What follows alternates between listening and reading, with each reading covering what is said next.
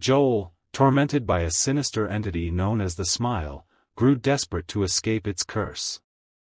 He hatched a plan to pass it on by orchestrating a murder in front of a witness. Joel threatened a drug dealer with a gun. Then, he stabbed him to death in the presence of the dealer's brother. However, the brother, enraged, attempted to shoot Joel but was killed in the struggle. This tragic misstep ruined Joel's plan, as the brother had to remain alive to inherit the curse.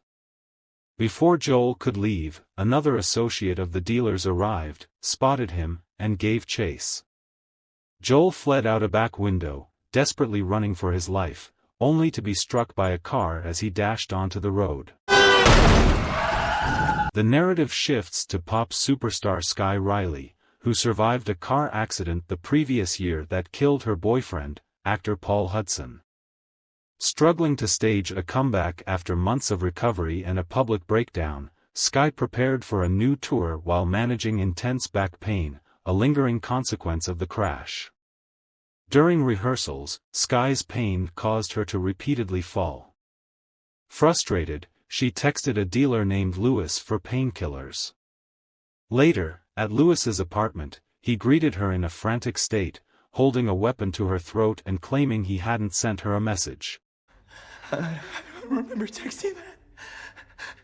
Reluctantly, he went to fetch the drugs, but moments later returned in sheer terror, begging an unseen force to spare him. Lewis, now possessed and smiling eerily, smashed his own face with a heavy weight, killing himself. Horrified, Sky fled home, shaken and paranoid. Strange sounds and hallucinations began to plague her. During a photo shoot, she remembered leaving evidence, her vomit, at Lewis's apartment and Googled whether DNA could be traced from it. Anxiety heightened when she received a text from an unknown number asking if she had been there. Sky's torment escalated with chilling visions, including Lewis's corpse appearing in mirrors. At a fan meeting, a man named Alfredo unnerved her with creepy compliments before security intervened. Later, a young girl with a haunting smile asked for an autograph, adding to Sky's distress.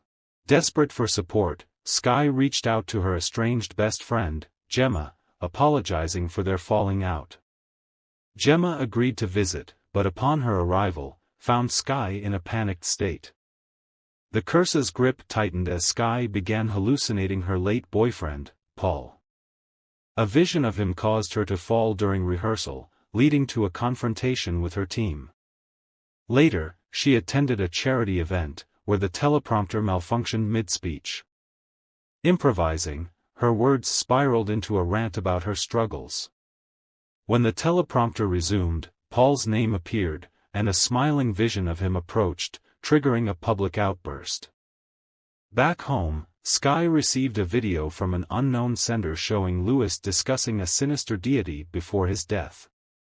She met the sender, Morris, who explained the curse's nature, a parasitic entity feeding on negative emotions, driving hosts to madness before forcing them to commit public suicide, passing the curse to a witness.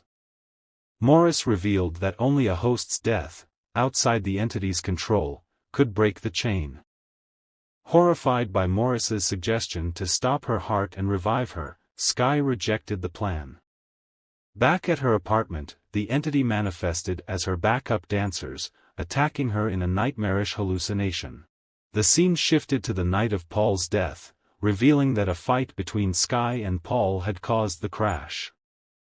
Sky awoke in the hospital, determined to cancel her tour, but her mother, Elizabeth, insisted it proceed. When the entity impersonated Elizabeth, it manipulated Sky into stabbing her mother. Panicked, Sky fled, eventually forcing Gemma to drive her to Morris. On the way, the real Gemma called, revealing the entity had been impersonating her for days. Gemma hates you, Sky. At Morris's hideout, Sky agreed to his plan. As he placed her in a freezer to weaken the entity, it attacked, revealing that much of her experience had been an illusion. Suddenly, Sky was on stage during her tour's opening night, with thousands watching. The entity emerged, grotesque and enormous, before merging with Sky. In a chilling finale, Sky, possessed, began smashing her head with a microphone as the horrified audience looked on. The film ended with the aftermath left to the viewer's imagination,